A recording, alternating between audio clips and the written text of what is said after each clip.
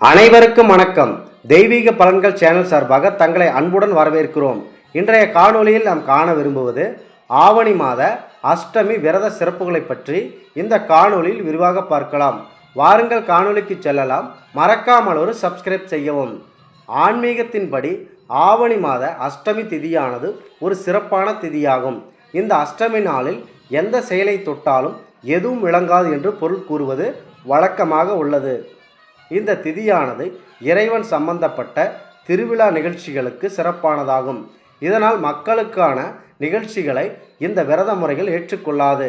இந்த விரத நாளில்தான் பரம்பொருளான மகாவிஷ்ணு அவர்கள் கிருஷ்ண அவதாரத்தில் பிறந்தாள். இந்த ஆவணி மாத அஷ்டமி நாளில் நாம் சில செயல்களை செய்யக்கூடாது என்பது பற்றி பார்க்கலாம். இந்த அஷ்டமி விரத நாளில் அன்று எந்த வேலைகளை நீங்கள் செய்கிறீர்களோ அந்த வேலையானது முழுமை பெறாது என்பது ஐதீகம். அதாவது திருமணம் சம்பந்தப்பட்ட வேலையில் நீங்கள் இறங்கினாலும், மேலும் கட்டிடம் சம்பந்தப்பட்ட பணியில் நீங்கள் செய்தாலும் எந்த வேலையும் முழுமை பெறாது.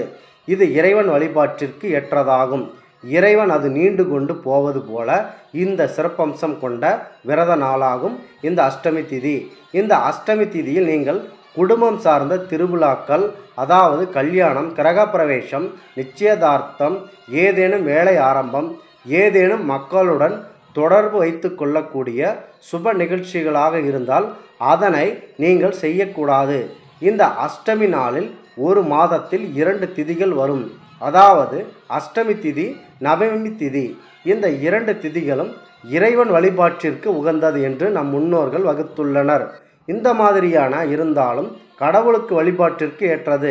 இந்த அஷ்டமி விரத நாளில் அஷ்டமி திதியில் அதிகாலையில் எழுந்து குளித்து முடித்துவிட்டு பூஜை அறையை சுத்தம் செய்துவிட்டு நீங்கள் விரதம் இருந்தால் உங்களுடைய வாழ்க்கையில் நல்ல முன்னேற்றம், கல்வியில் சிறப்படைவீர்கள் என்பது ஐதீகமாக பார்க்கப்படுகிறது.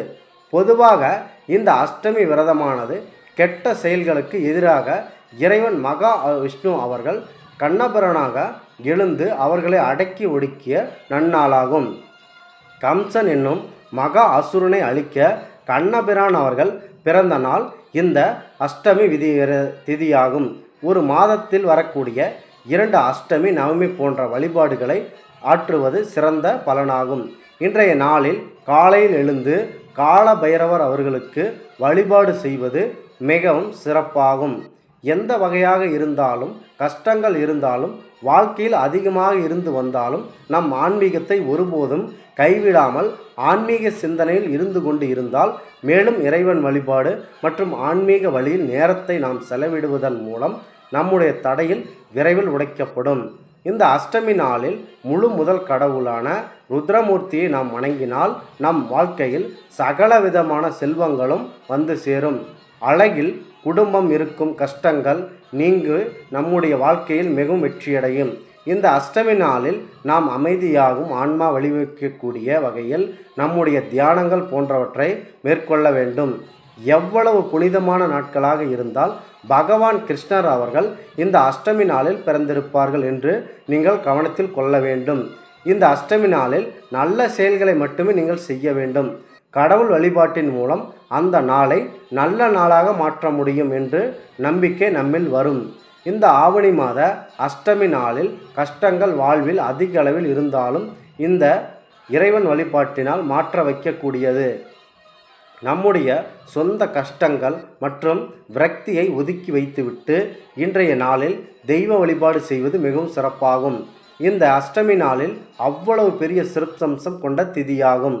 இந்த அஷ்டமி திதியில் சிவபெருமான் அவர்களை நீங்கள் வணங்கி வர உங்கள் வீட்டில் உள்ள அனைத்து பிரச்சனைகளும் தீரும். இந்த ஆன்மீக தகவலை உங்களுக்கு பகிர்ந்தமைக்கு தெய்வீக பலன்கள் சேனல் சார்பாக நாங்கள் மிகுந்த பெருமை கொள்கிறோம். மீண்டும் ஒரு நல்லதொரு காணொளியில் உங்களை சந்திக்கிறோம். நன்றி, வணக்கம்.